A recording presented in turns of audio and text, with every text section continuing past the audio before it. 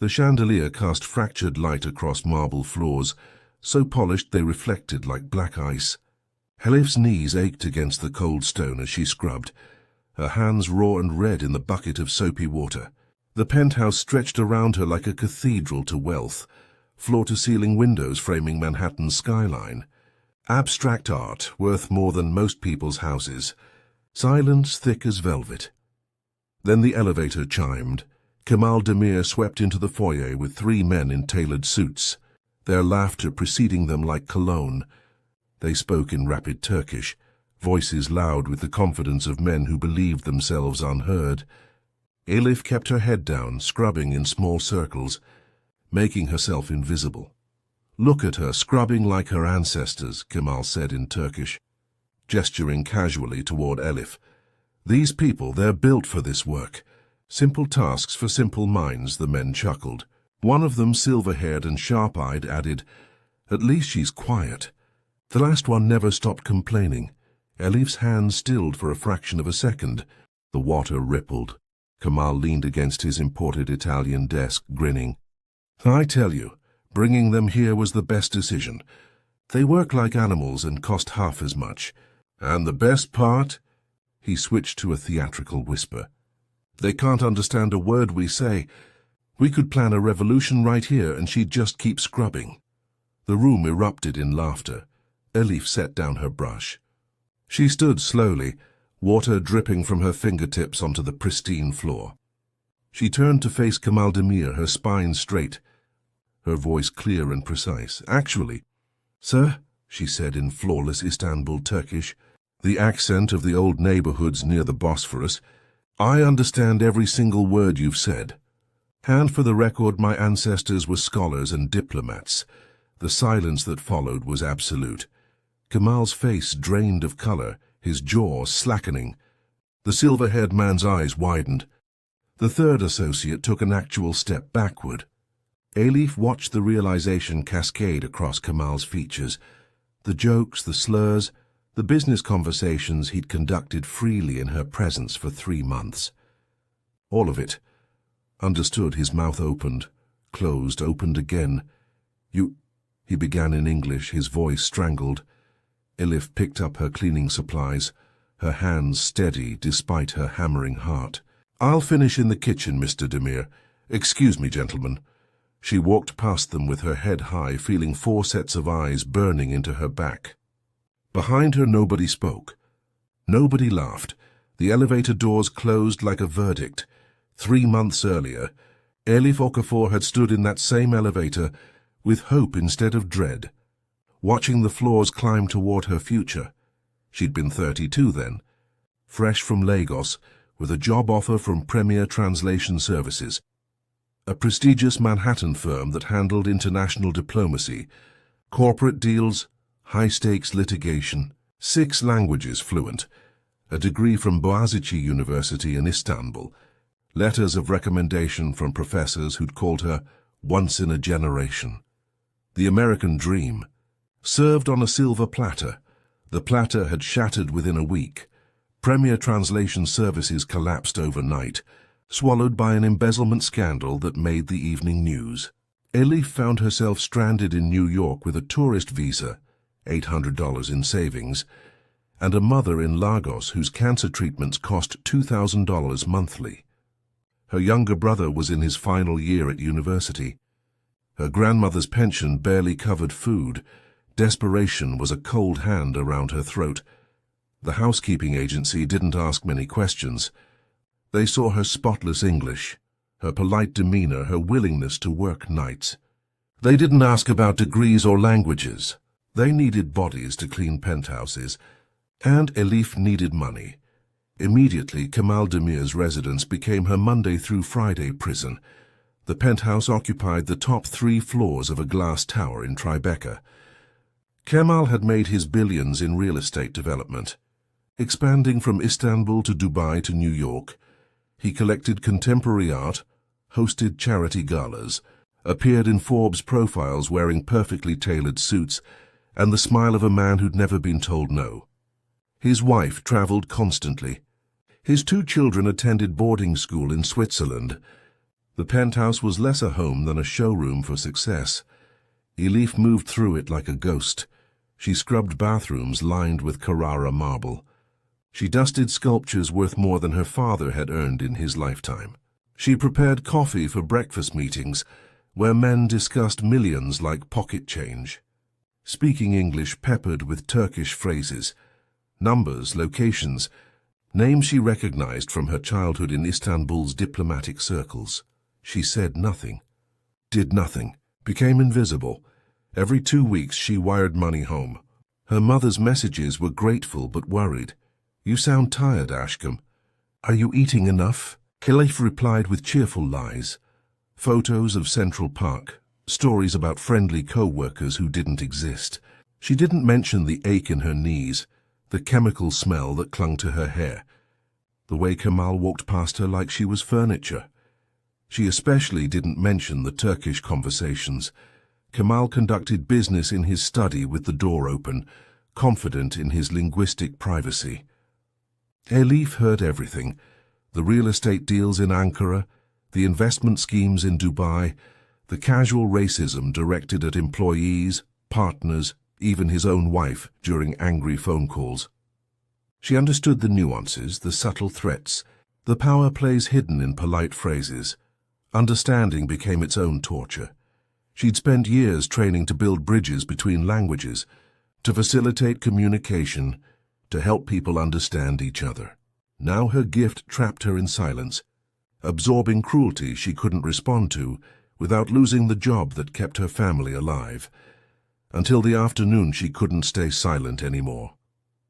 The morning after Elif's revelation, the penthouse felt different. The air charged with an electric tension, like the moment before a storm breaks. Kemal was in his study, jaw closed for the first time in 3 months. Elif cleaned the living room, her movements mechanical, her mind racing. She'd barely slept. What had she done? One moment of pride, of refusing to swallow another insult, and now what?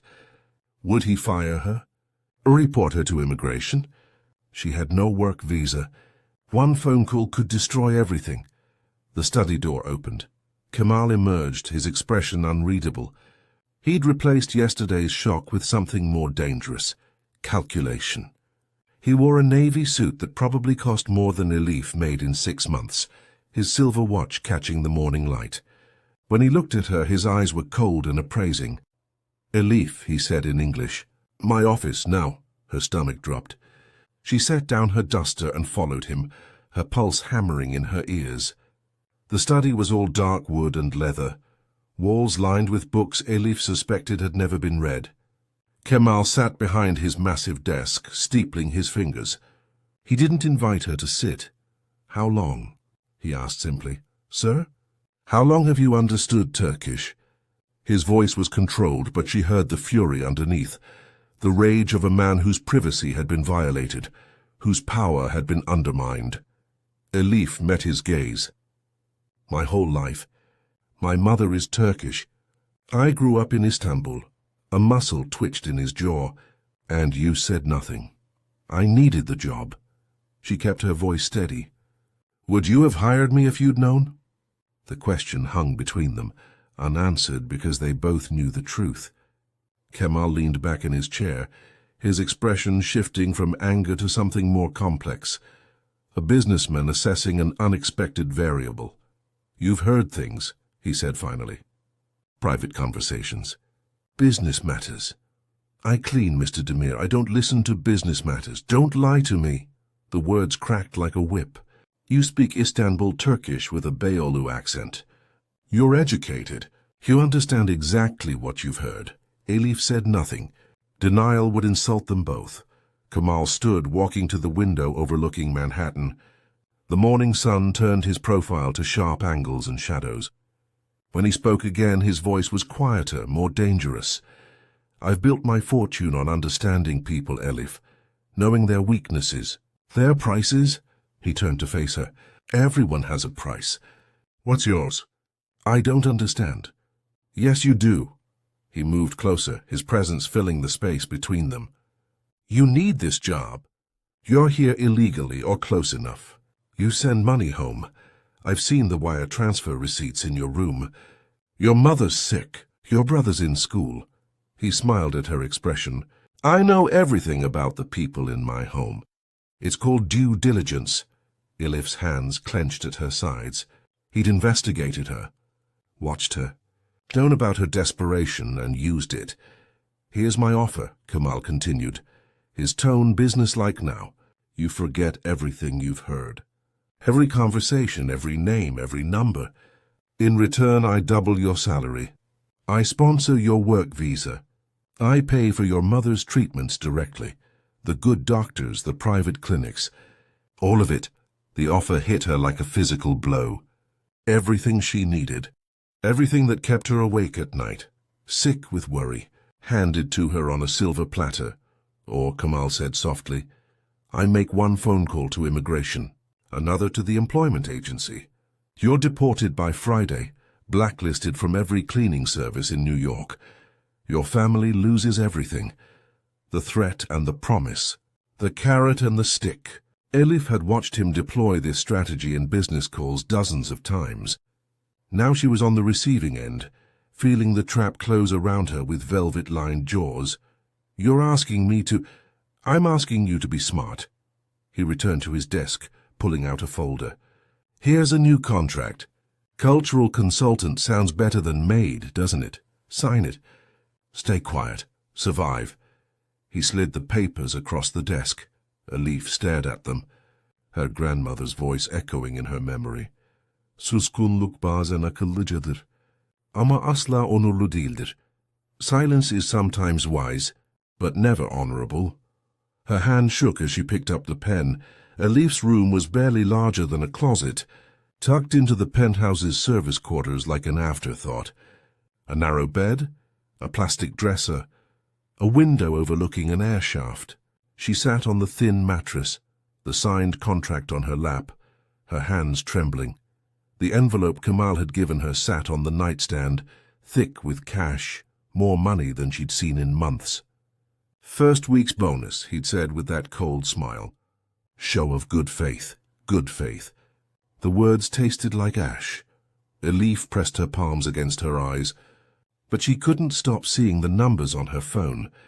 The unpaid hospital bills, her brother's tuition deadline, the desperate messages from her aunt asking if she could send just a little extra this month. She'd come to America to save them. Instead, she'd become complicit in something she didn't fully understand but knew in her bones was wrong. The phone calls she'd overheard played in her memory like fragments of a nightmare. Kemal's voice switching between Turkish and English. "The permits are handled. They'll never know until it's too late." Laughter from his associates. 400 million, maybe more if we expand to Izmir. The clinical discussion of acceptable losses and exit strategies. She didn't know what he was planning. But she knew the tone.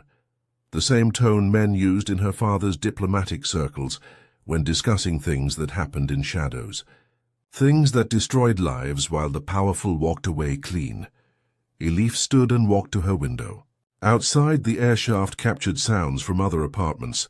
A baby crying, a television murmuring, someone singing off-key. Normal lives, honest lives. She pressed her forehead against the cold glass. Her father used to tell her stories about the Ottoman poet Yunus Emre, who wrote that knowledge without wisdom was a heavy burden. Elif had thought he meant academic knowledge, intellectual pursuits. She'd been young and naive. Now she understood. Knowing Kamal's secrets without the power to act was its own kind of torture.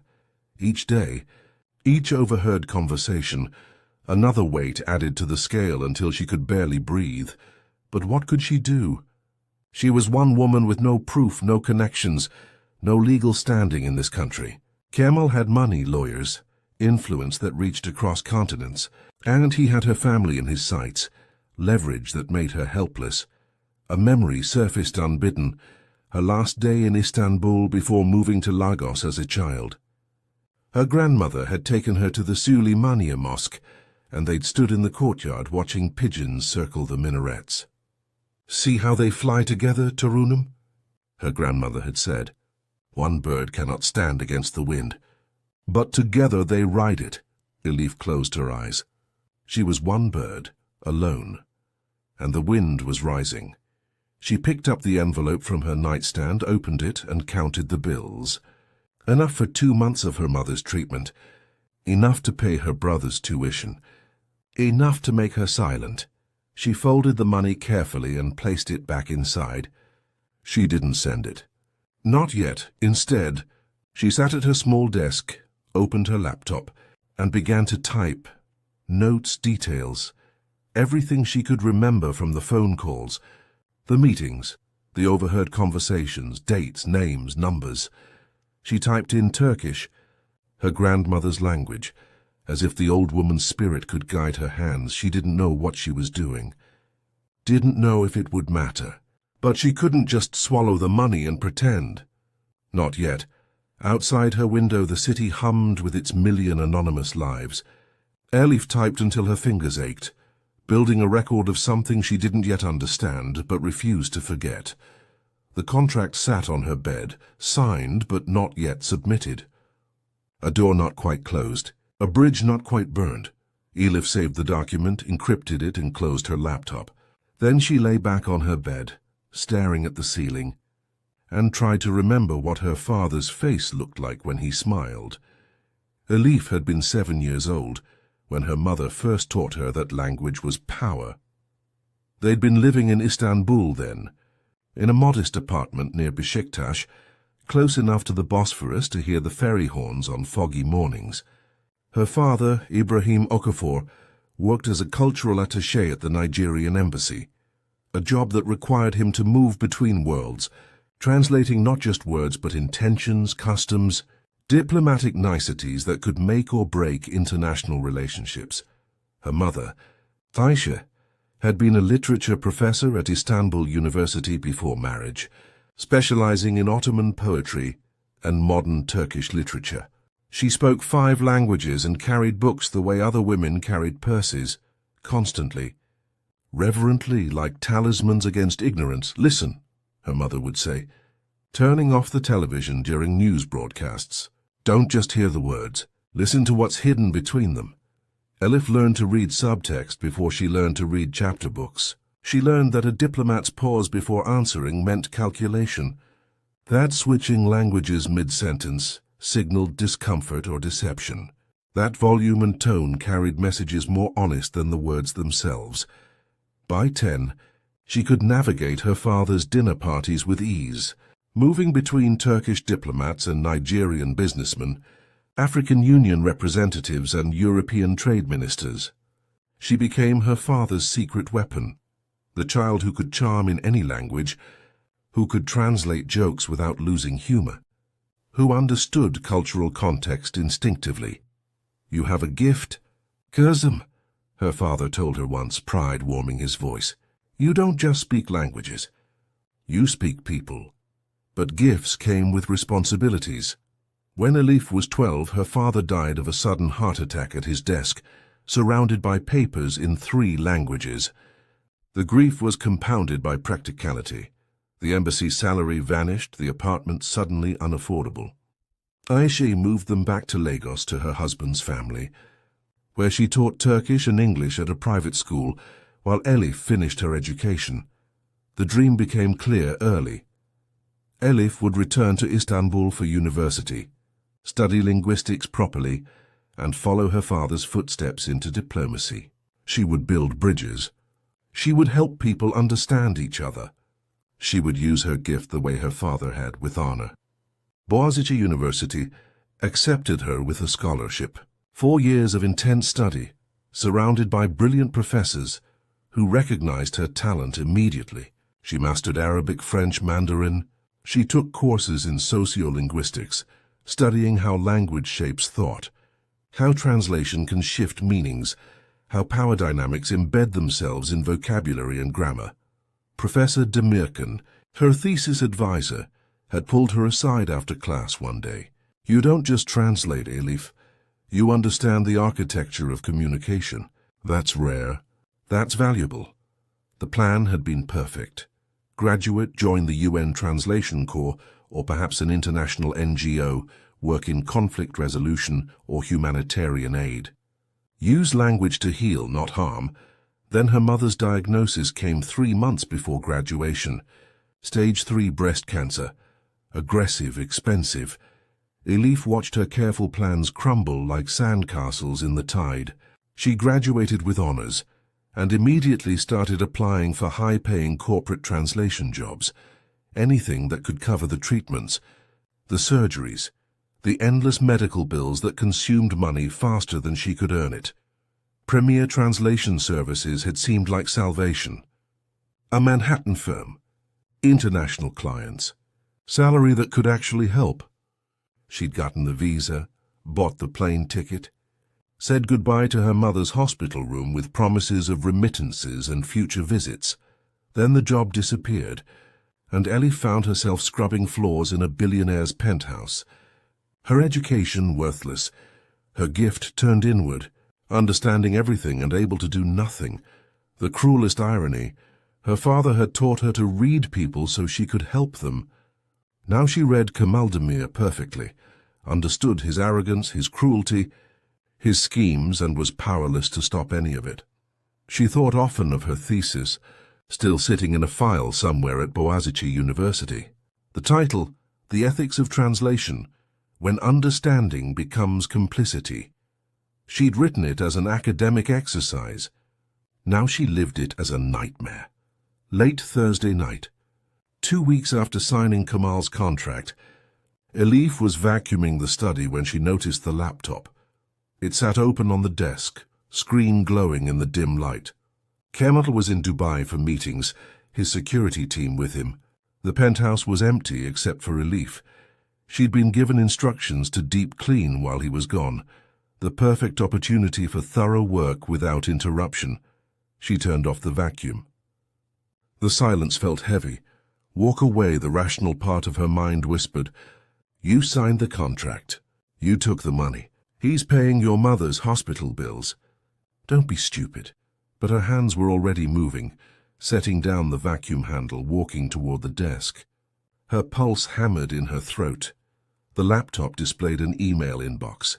Turkish text, subject lines that made her stomach clench. Final investor list. Istanbul Golden Residences Project. Permit status update, urgent. Offshore account transfers, confirm receipt. Elif's linguistics training kicked in automatically, her brain categorizing and analyzing. The language patterns were wrong. Too formal in some places, too casual in others. The kind of mismatch that suggested deception. Performance. Documents meant to convince rather than inform. She clicked on the Istanbul Golden Residences folder. Her breath caught. Spreadsheets unfolded across the screen. 4,217 names, email addresses, phone numbers, investment amounts ranging from $50,000 to $500,000. Total funds collected, $387 million. Construction start date, listed as completed Phase 1, expected completion 18 months. Elif's hands trembled as she opened the architectural renderings. Luxury apartments overlooking the Bosphorus. Swimming pools, gardens, glossy marketing materials in Turkish and English promising a piece of paradise in the homeland and investment returns of 40–60% within 3 years. She opened the construction permits folder. The files were forgery, good forgery, but forgery nonetheless. Elif had translated enough legal documents to recognize the patterns. The municipal seals were slightly wrong. The reference numbers didn't follow Istanbul's standard format, and the signatures belonged to officials who'd left office 2 years ago. She clicked deeper. Bank statements showed money flowing into a web of shell companies registered in the Cayman Islands. Luxembourg, Dubai. The funds never reached Turkey. There was no construction, no land purchase, no building, just theft, wrapped in architectural dreams and sold to Turkish diaspora families, desperate to maintain connections to their homeland. Retirees investing life savings. Immigrants sending money home for their parents. Young professionals trying to secure property in the country they still called home even after years abroad. People like her grandmother, who'd died dreaming of retirement in Izmir, who'd scrimped and saved and never gotten there. Elif's vision blurred. 4,000 families. $387 million. All of it designed to vanish in 6 weeks when Kemal executed his exit strategy. Another document that detailed how he'd disappear the funds, dissolve the companies, and leave investigators chasing ghosts while he moved on to the next scheme. Footsteps in the hallway. Elif's heart stopped. The apartment was supposed to be empty. She grabbed her phone, hands shaking. Gant photographed the screen, 3 frantic shots before slamming the laptop. Closed and lunging for the vacuum, she turned it on just as Serkan appeared in the doorway. Kemal's head of security was a former Turkish military officer, with cold eyes and the flat expression of someone who'd seen terrible things and done worse. He watched Elif vacuum for a long moment, his gaze calculating. "Working late," he observed in Turkish. "Mr. Demir wanted everything perfect before he returned," Elif replied in English, keeping her voice steady despite the terror clawing at her throat. Serkan stepped into the room, glancing at the desk, the closed laptop, then back at Elif. "Thorough. I try to be." He smiled, a thin, humorless expression. "Mr. Demir appreciates thoroughness. Loyalty even more." He left without another word, but Elif felt his suspicion like a physical weight.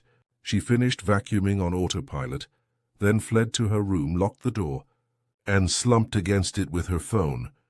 Clutched in shaking hands, the photos were blurry but readable.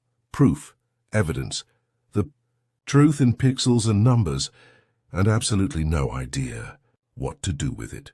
The morning after discovering the files, Elif sat across from Kemal in his study, her coffee untouched, her hands folded in her lap to hide their trembling. He'd returned from Dubai overnight earlier than scheduled. Now he watched her with the focused intensity of a predator, assessing prey. The morning light through the windows turned his features sharp and unforgiving. "I've been thinking about your role here," he began in English, his tone pleasant. "Cultural consultant is vague. I'd like to expand your responsibilities." Elif kept her expression neutral. "I'm happy to help however I can, Mr. Demir." "Good." He slid a folder across the desk.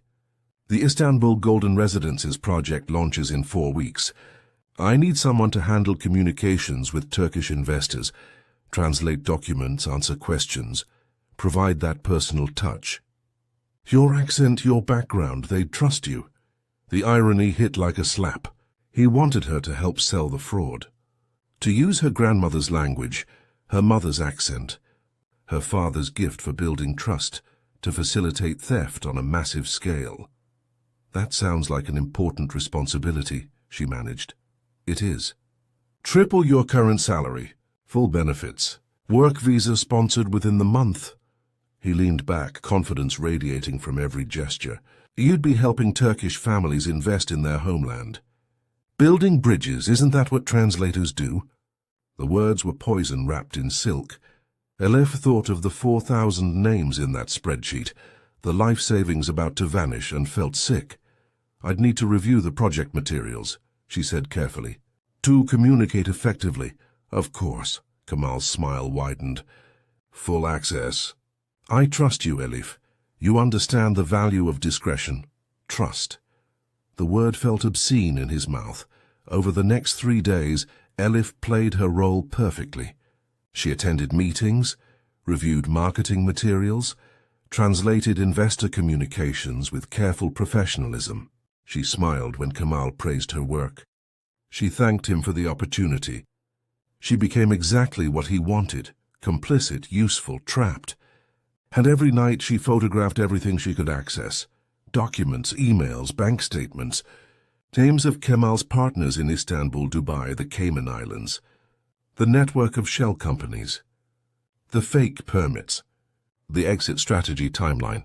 She built an archive of evidence on her encrypted laptop, organizing it with the precision her professors had taught her, categorized, cross-referenced, damning. By the 4th day, she had enough proof to destroy him. The question was how to use it without destroying herself. She sat in her small room late Tuesday night, staring at her phone. She'd compiled a list of journalists, investigative reporters in Istanbul, who specialized in financial crimes, international fraud. She'd drafted emails in Turkish, carefully worded to convey urgency, without revealing her identity or location. Her finger hovered over the send button. One click. That's all it would take. The truth would spread like wildfire across Turkish media. Kemal would face investigation, prosecution, ruin. The investors would be warned. Justice would be served, and Elif would be destroyed in the crossfire. Kemal would know the leak came from her. His lawyers would crush her. His security team, she thought of Serkan's cold eyes, would do worse. Her mother's treatment would stop. Her brother would lose his education. She'd be deported, blacklisted, possibly prosecuted as an accomplice. The weight of choice pressed down like a physical force. Honor or survival, justice or family, her father's legacy or her mother's life. Elif closed the email draft. She'd send it tomorrow, or the next day. When she was braver, when she had a better plan, when the fear didn't feel quite so overwhelming, she told herself these were reasons. Deep down she knew they were excuses. Friday morning, Elif woke to 17 missed calls. Her hands fumbled with the phone, her heart already racing. The calls were from an Istanbul number she didn't recognize. No voicemails. Just the insistent repetition of someone desperately trying to reach her. She called back. Finally. A woman's voice, Turkish, rapid fire with panic. Is this Elif Okafor? The translator. Yes, who? My name is Zeynep Arslan. I'm a journalist with Cumhuriyet. I received your encrypted files 2 days ago. Elif's blood turned to ice. I didn't send the photos of Kemal Demir's Istanbul Golden Residences fraud. Bank statements. Investor lists. Shell companies. Zeynep's voice dropped. They're explosive. I've been trying to verify the information, contact sources, but... She paused. Elif, I think my phone is being monitored, and I think you're in danger. I didn't send you anything, Elif repeated, her mind racing. Someone had accessed her files. Someone had sent them without her knowledge, but who? Listen to me carefully, Zeynep said urgently. I have a contact who can help protect you, but you need to get out of that penthouse today, right now. Kemal Demir has connections to... The call cut off. Elif stared at her phone, watching the screen go dark. She tried calling back. The number was disconnected. She tried again. Nothing. Her hands shook as she opened her encrypted email. The draft she'd written to Turkish journalists, the one she'd been too afraid to send, showed as sent with a timestamp from 3 days ago. But she hadn't sent it. She was certain. Wasn't she? A knock on her door made her jump. Elif. Serkan's voice, cold and professional. Mr. Demir would like to see you immediately. She looked at her room. The laptop, the phone, the archive of evidence she'd compiled. Everything suddenly felt like a death warrant. One moment, she called out, her voice surprisingly steady. She grabbed her laptop, shoved it in her bag along with her passport, and the envelope of cash she'd never sent home. Her hands moved on autopilot, guided by instinct and terror. She opened her window. The air shaft 3 floors down to the service alley. No fire escape, but a drain pipe that looked semi-stable. The knock came again, harder. Elif, now. She looked at the door, then at the window. The drain pipe. The impossible drop. The certain confrontation on the other side of that locked door. Her father's voice echoed in memory. Sometimes courage is just fear that refuses to sit still. Elif climbed onto the window ledge, her bag strapped across her body, her heart hammering so hard she could barely breathe. The drain pipe was cold under her hands. The alley below looked impossibly far away. Behind her she heard the door handle rattle. Then Serkan's voice, flat and menacing. Open this door or I will. Elif wrapped her legs around the drain pipe and started to climb down. Her hands slipped on the cold metal. Her arms screamed with effort. Below her the alley spun and tilted. Above her, her door burst open. She looked up and saw Serkan's face in the window, his expression transforming from surprise to fury. He reached out, his hand grasping for her bag strap. Elif let go. The fall lasted forever and no time at all. She hit a dumpster, then rolled onto pavement, pain exploding through her shoulder and hip. The bag slipped from her grasp, skittering across the alley. Her laptop case cracked open, spilling papers and the computer onto wet concrete. She scrambled to her feet, grabbing everything with shaking hands. Above her, Serkan was already moving, his phone to his ear, barking orders in Turkish. Elif ran. She burst from the alley onto a crowded street, morning commuters flowing past in oblivious waves. She dove into the subway entrance, her shoulder screaming, her hip throbbing, her mind blank with terror and adrenaline. On the platform, she pressed herself against a pillar, gasping for breath. Her phone buzzed. A text from an unknown number. Zeynep Arslan, meet me at the Turkish Cultural Center, Brooklyn. 2 hours. Come alone. Trust no one else. Elif stared at the message, her hands trembling. Another buzz. This one from Kemal. Running accomplishes nothing. We need to talk. I can help you. The subway train arrived, doors opening with a mechanical hiss. Elif looked at both messages, at the impossible choice they represented. Trust a journalist she'd never met, or return to a man who'd already proven his willingness to buy or threaten anyone in his way. She stepped onto the train. The doors closed. Her reflection stared back from the dark window. Exhausted, terrified and utterly alone in her bag, her cracked laptop held the only copy of evidence that could stop a $387 million theft. And somewhere in Manhattan, Kemal Demir was making phone calls. The Turkish Cultural Center in Brooklyn was a modest building tucked between a halal grocery and a carpet shop, its windows displaying posters for language classes and community events. Elif sat in the small cafe on the ground floor, nursing cold tea, watching the door with hollow eyes. 2 hours had passed since Zeynep's message. No one had come. Her shoulder throbbed where she'd hit the dumpster. Her hip was probably bruised purple. Her laptop screen was cracked but functional. She'd checked in a library bathroom, terrified the fall had destroyed the evidence. The files were intact. Small mercies. But she was alone in a city that suddenly felt vast and hostile. Her phone buzzed constantly with blocked numbers, messages from Kemal that shifted from reasonable, "Let's discuss this calmly," to threatening, "You're making a mistake you can't undo." She turned it off finally, unable to bear the psychological assault. The cafe owner, an elderly Turkish woman, refilled her tea without being asked. "You look like you're running from something, kızım," she said gently in Turkish. Elif almost laughed. "Is it that obvious? I've been running from things my whole life. Different things, different countries, same look in the eyes." The woman patted her hand. "Whatever it is, remember, morning always comes." Elif nodded, not trusting her voice. The kindness felt like a knife in already raw places. She thought about her mother, probably waking up in Lagos right now, unaware that her daughter's life had exploded overnight. She thought about her brother, focused on exams, believing his sister was safe and successful in America. She thought about her grandmother's grave in Istanbul, overlooking the Bosphorus, and wondered what the old woman would say about the mess Elif had made of her gift. The truth was simple and terrible. She'd tried to do the right thing, and now she had nothing. No job, no home, no legal status, no plan.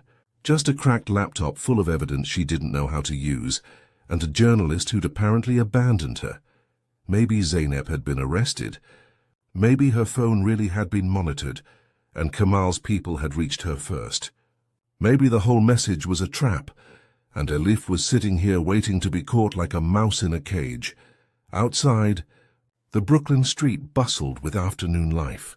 Mothers with strollers, teenagers laughing, delivery trucks double-parked, normal people living normal lives. Elif felt separated from them by an invisible wall, watching a world she could no longer access. Her phone, powered back on in a moment of weakness, showed a new message. Not from Kemal this time, from her mother. The hospital called. They said someone cancelled the payment arrangement. I'm confused. Are you okay? Elif closed her eyes. Of course. Kemal's first move. Cut off her mother's treatment. Apply pressure. Demonstrate consequences. The cafe door opened. Elif looked up with desperate hope. It wasn't Zeynep. It was Serkan. He stood in the doorway, scanning the room with professional efficiency. His eyes locked on Elif. He smiled, cold, triumphant, final. Elif's hand closed around her laptop bag. The back exit was 15 feet away, past the kitchen. She'd never make it. Then the cafe owner stepped between them, her elderly frame suddenly formidable. "This is a community space," she said in Turkish, her voice sharp. "We don't allow trouble here." Serkan's smile didn't waver. "I'm just collecting a friend." She doesn't look like she wants to be collected. The old woman pulled out her phone. "Should I call the community board? They love dealing with men who bother young women in our cafe." A moment of calculation flickered across Serkan's face. Public confrontation. Witnesses, complications. He looked at Elif and she saw the promise in his eyes. "This isn't over." "Tell Mr. Demir I'm sorry," Elif said, her voice steadier than she felt. "But I can't help him anymore." Serkan left without another word. But Elif knew he'd be waiting outside, watching, following, reporting back. She was trapped again, just in a different cage. The cafe owner sat down across from her. "You need real help, Kızım, the kind I can't give. But I know someone who might." She wrote a number on a napkin. "Call this. Tell them Ayşe Hala sent you. They help women in trouble." Elif stared at the napkin, at this stranger's kindness offered without explanation or demand. Something broke inside her chest. Not despair, but its opposite. The recognition that she wasn't quite as alone as she'd believed. "Thank you," she whispered. The old woman squeezed her hand. "We take care of our own. Now go, use the back door. My son will show you the alley route." Elif fled once more into Brooklyn's maze of streets, carrying her evidence and the fragile thread of hope that somewhere, someone might care enough to help her use it. The number on the napkin led Elif to a legal aid office in Queens, squeezed between a nail salon and a tax preparation service. The sign read Immigrant Justice Project in English, Spanish and Turkish.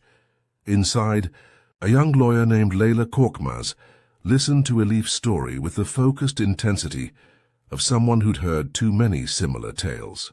She was Turkish-American, second generation, with sharp eyes and a Queen's accent that softened when she switched to Turkish. "Let me see the files," Leyla said when Elif finished. Elif opened her cracked laptop, pulling up the encrypted folders. Leyla scrolled through in silence, her expression darkening with each document. The investor lists, the fake permits, the shell companies, the exit strategy. When she finally looked up, her face was grim. "This is massive," she said quietly, "and you're in serious danger. Kemal Demir doesn't just have money. He has connections to organized crime networks in Turkey and the UAE. People who make problems disappear." "I know." Elif's voice was hollow. "I should have stayed quiet." "No." Leyla's response was fierce. "You should have had protection from the start. This system fails people like you constantly. Immigrants, workers, anyone without power. But now that you're here, we can do something about it." She pulled out her phone. "I have contacts at the FBI, Financial Crimes Division. They've been watching Demir for 2 years, but they couldn't get close enough for evidence." Hope sparked in Elif's chest, fragile but real. "They'd help?" "They'd be thrilled. This isn't just fraud, it's international money laundering, wire fraud, possibly conspiracy charges. With your evidence, they could move immediately." Leyla paused. "But there's a cost. You'd have to testify publicly. Your name would be everywhere. And Demir would come after you with everything he has." The hope flickered, threatened by reality. "My mother, my family. He's already cut off her treatment. He knows where they live. Layla's expression softened with understanding. The FBI can offer protection. Not perfect, but better than running alone. And there's something else. She pulled up a file on her computer. Remember that journalist? Zeynep Arslan? Elif's heart jumped. Is she okay? More than okay. She's been publishing your evidence for the last 8 hours. Layla turned the screen to face Elif. Turkish news sites blazed with headlines. Manhattan billionaire's fraud exposed. $387 million scam targets Turkish diaspora. Whistleblower risks everything to save thousands. Elif stared at the articles. Her Turkish language photos splashed across multiple outlets. Her evidence, spreadsheets, emails, bank statements, analyzed by forensic accountants and legal experts. The story spreading like wildfire through Turkish media, Turkish social networks, Turkish communities worldwide. She never stood me up, Elif whispered. She was publishing. And it's working. Layla scrolled through the articles. Turkish authorities have frozen Demir's Istanbul accounts. International investors are demanding audits. The project launch has been cancelled. You did it, Elif. You stopped him. But Elif wasn't looking at the triumph. She was reading the quotes from Kemal's lawyers, already painting her as a disgruntled employee. Mentally unstable, possibly working for competitors. The character assassination was beginning, precise and brutal. He'll destroy me, she said flatly. He'll try. Layla closed the laptop. Which is why we move fast. I can have FBI agents here in an hour. We get you into protective custody, build the case and put him away before he can retaliate. It's not perfect. It's not safe. But it's better than hiding. Elif thought of her father, navigating diplomatic minefields with grace and courage. She thought of her mother, fighting cancer with quiet determination. She thought of her grandmother, who'd fled Istanbul during the political violence of the 1970s and rebuilt her life from nothing. She came from a line of people who'd survived by being stronger than their fear. What do I need to do? Elif asked. Layla smiled. The first genuine smile Elif had seen in days. Tell the truth, all of it. Let me make some calls. While Layla worked the phone, speaking rapid English with FBI contacts, Elif pulled up her mother's messages. She typed carefully, Mama, I'm safe. Something happened, but I'm fixing it. The treatment will be covered, I promise. I love you. Trust me. She hit send before she could second-guess herself. Outside the window, Queen's traffic hummed past in the golden afternoon light. Elif watched a Turkish family exit the halal grocery next door, parents laughing, while children chased each other on the sidewalk. Normal life continuing despite chaos. The world kept turning. Her phone buzzed. Not Kemal this time. A message from Zeynep Arslan finally. You're a hero, Elif. Now let us help you stay alive. Elif wasn't sure about hero. But she was done running. The FBI field office in Lower Manhattan was less dramatic than movies suggested. Fluorescent lights, grey cubicles, the smell of burnt coffee and stress.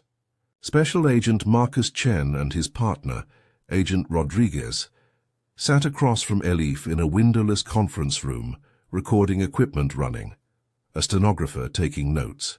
Walk us through it one more time, Chen said, his voice patient but urgent. From the beginning. When did you first suspect fraud? Elif had told the story 4 times already. Each retelling carved deeper into her exhausted reserves, but she forced herself to focus, drawing on years of translation training, precision, clarity. Nothing left to interpretation. The language patterns were wrong, she began, pulling up files on her laptop. Kemal spoke differently when discussing the Istanbul project. In Turkish business culture, there are specific formalities used for legitimate development deals, specific phrases, legal terminology, references to municipal processes. He skipped all of that. Instead, he used language that prioritized emotion over substance. Golden opportunity, homeland dreams, family legacy. It was marketing, not planning. Rodriguez leaned forward. That made you suspicious? It made me listen closer. Elif clicked through the emails. Then I noticed the money trails. Funds collected in Manhattan, wired to the Cayman Islands, Luxembourg, Dubai, but nothing reaching Turkish banks. No construction company contracts. No land purchases. Just circular transfers designed to obscure the source. Chen nodded, making notes. And the fake permits? Forgeries. Good ones, but flawed. The municipal seals were from outdated templates. Istanbul updated their security features in 2023.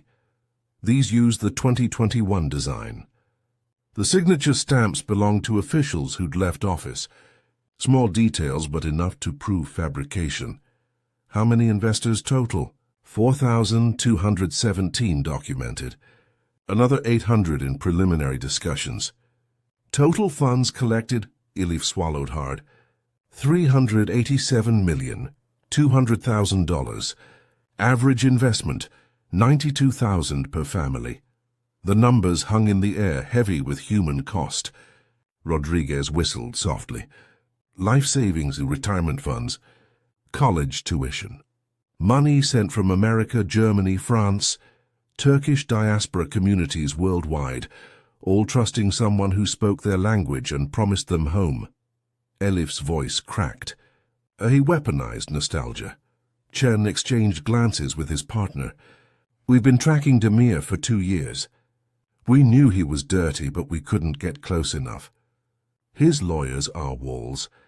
His security team is former Turkish intelligence. And his political connections? He shook his head. You handed us everything we needed. The question is, are you willing to testify? Elif looked at her hands, remembering her father's diplomat hands, her mother's teacher hands, her grandmother's hands worn from hard work and sacrifice. Hands that had built lives from nothing. Hands that had refused to be silent. Yes, she said simply. The door opened. Leyla Korkmaz entered with a grim expression. We have a problem. Demir's lawyers just filed a restraining order against Elif. They're claiming she stole proprietary business information, violated a non-disclosure agreement, and is suffering from mental instability. They've submitted a psychiatric evaluation, completely fabricated, claiming she's delusional and dangerous. That's absurd, Rodriguez said. It's strategic, Chen countered. Discredit her before trial. Make her testimony questionable. Classic intimidation through legal warfare.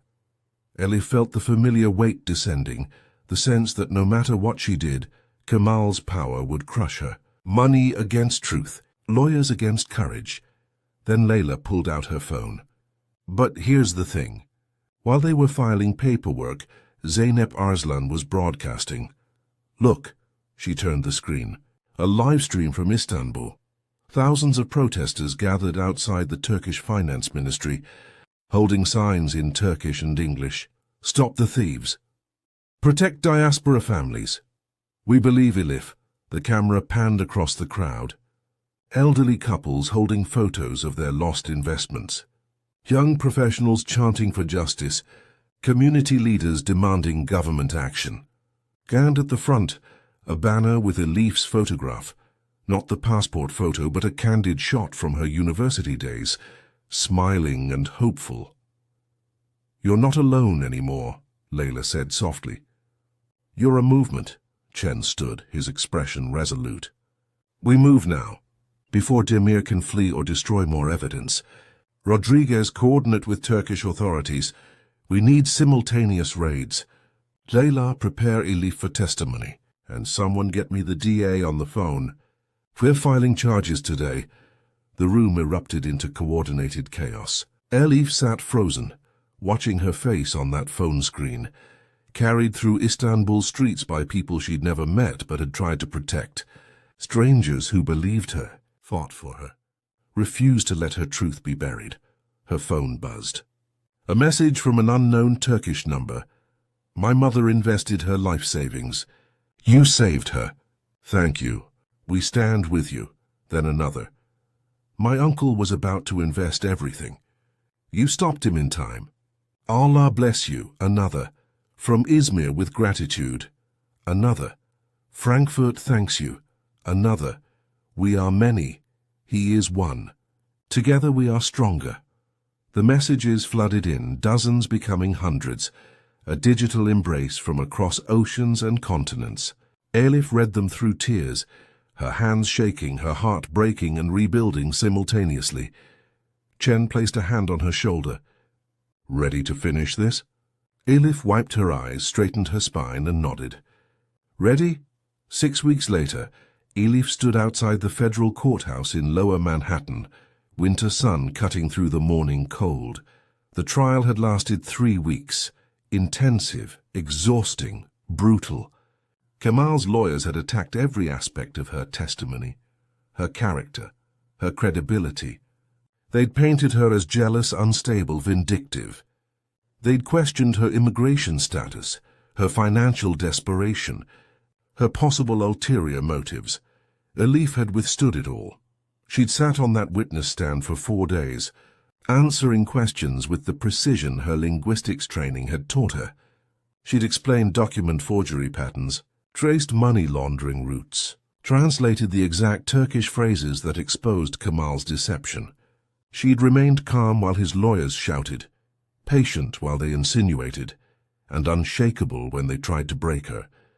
The jury had deliberated for 7 hours, guilty on all counts: wire fraud, money laundering, interstate and international conspiracy, 23 years minimum sentence. Now Elif waited on the courthouse steps while camera crews set up. Turkish journalists preparing to broadcast the sentencing live to millions watching in Istanbul, Ankara, Izmir and diaspora communities worldwide. Layla stood beside her, professional in a navy suit, protective as always. "You don't have to make a statement," she said gently. "You've done enough." But Elif had learned something over these brutal weeks. Silence wasn't safety. It was surrender. When the cameras went live, she stepped forward, speaking first in English, then Turkish, her voice steady despite the cold. 6 months ago, I was just someone trying to survive. I cleaned floors. I sent money home. I stayed invisible because visibility felt dangerous. But then I learned that invisibility had its own cost, the cost of watching injustice and doing nothing. She paused, gathering courage. Kemal Demir stole from 4,000 families. But more than that, he stole trust. He weaponized language, culture, and nostalgia, the very things that connect us to home, and turned them into tools for theft. He counted on our silence, our fear, our isolation. Behind her, the courthouse doors opened. Federal marshals escorted Kemal out in handcuffs. He looked smaller somehow, his expensive suit rumpled, his face drawn. For a moment their eyes met. Elif saw fury there and something else, disbelief that a maid, a nobody, had destroyed him. She turned back to the cameras. "I'm not a hero. I'm just someone who couldn't stay silent anymore. But I've learned that we're stronger than we think. One voice speaking truth can become thousands. One person refusing to look away can start a movement. And together," her voice strengthened, "together we can protect each other." She switched to Turkish for her final words. "To my grandmother's memory, who taught me that language is a bridge. To my mother, who showed me that courage lives in survival. To my father, who believed that understanding others was the highest calling. And to everyone watching, never let fear make you invisible. Your voice matters. Your truth matters. You matter." The crowd that had gathered erupted in applause. Turkish community members who'd attended every day of the trial surged forward, thanking her, crying, embracing her with the desperate gratitude of people who'd narrowly escaped disaster. Later, in Layla's office, Elif signed the final paperwork. The FBI had arranged her work visa. Several translation agencies had offered positions, legitimate ones this time with benefits and legal protection. Her mother's treatment was covered by a fund Turkish community organizations had established in Elif's name. Her brother had received a scholarship from the Turkish Cultural Foundation. "What will you do now?" Layla asked. Elif looked out the window at Queens stretching toward the horizon, a borough of immigrants, survivors, people who'd crossed oceans carrying dreams and determination. "Her people. I think I'll stay," she said. "Translate for the Immigrant Justice Project. Help people navigate systems designed to confuse them. Use my gift the way it was meant to be used, to help, not hide." Layla smiled. "We'd be honored." That evening, Elif video-called her mother from her new apartment, small but hers legal, safe. She appeared on screen, her head wrapped in a colorful scarf, her smile radiant despite the exhaustion of treatment. "My brave girl," her mother said in Turkish. "Your father would be so proud." "I'm not sure about brave, Mama. I was terrified the whole time." "That's what makes it brave, Ashkam. Courage isn't the absence of fear. It's doing what's right despite the fear." Aishi's eyes glistened. "You saved thousands of people. You gave them their dreams back. That's no small thing." Elif looked at her reflection in the darkening window. Older somehow. Marked by the battle, but standing straighter. Stronger, no longer invisible. "I love you. Mama, I love you more. Now rest. Tomorrow is a new day." The call ended. Elif sat in the quiet of her apartment, listening to the city hum outside. Millions of lives intersecting, struggling, surviving, occasionally transcending. She thought of her grandmother's grave overlooking the Bosphorus, her father's diplomatic grace, her mother's quiet strength. She carried them all forward, woven into her voice, her courage, her refusal to be silenced. Outside, Brooklyn's lights flickered to life against the winter darkness. Inside, Elif opened her laptop and began drafting her first case for the Immigrant Justice Project. Another worker, another language barrier, another story of exploitation waiting to be heard. She wasn't just a translator anymore. She was a bridge between silence and justice, and she was just getting started. Sometimes power is mistaken for volume, the loudest voice, the biggest wallet, the most intimidating presence. But real power lives in different places. It lives in the cleaning woman who understands everything and chooses carefully when to speak. In the immigrant who carries multiple languages like keys to different worlds. In the person who could stay silent and survive but speaks anyway, knowing the cost. Elif learned that invisibility wasn't safety. It was a cage built from fear and necessity. She learned that her gift for languages was never meant to keep her small. It was meant to amplify truth, translate injustice into action, bridge the gap between suffering and solidarity. Most importantly, she learned that one voice, speaking clearly in the language of courage, can echo across oceans and become thousands. Kemal Demir believed he was untouchable. He'd built his empire on the assumption that people like Elif, immigrants, workers, the powerless, would stay silent because they had too much to lose. He underestimated the fundamental truth. People with nothing left to lose become dangerous in the most powerful way. They become honest. 4,000 families kept their savings because one woman refused to look away. Thousands more were warned before they invested.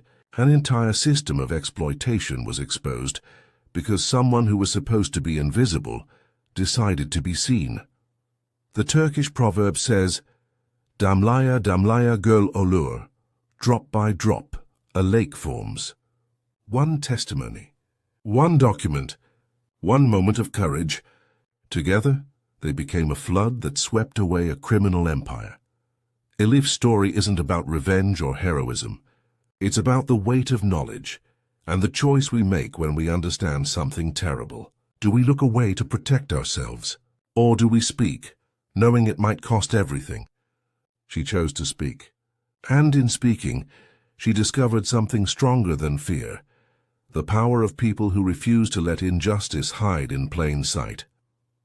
In Manhattan's towers, in Istanbul's streets, in diaspora communities worldwide, the story spread, not as a fairy tale but as a reminder. The powerless aren't as powerless as they appear. The invisible aren't truly invisible. And the language we speak matters less than the truth we're willing to tell. Elif Okafor cleaned floors in a penthouse, understanding everything, until the day she decided understanding wasn't enough. She demanded justice, and the world listened. Because sometimes the person scrubbing your floors is the only thing standing between you and your own destruction. And sometimes the quietest voice in the room is the one that changes everything.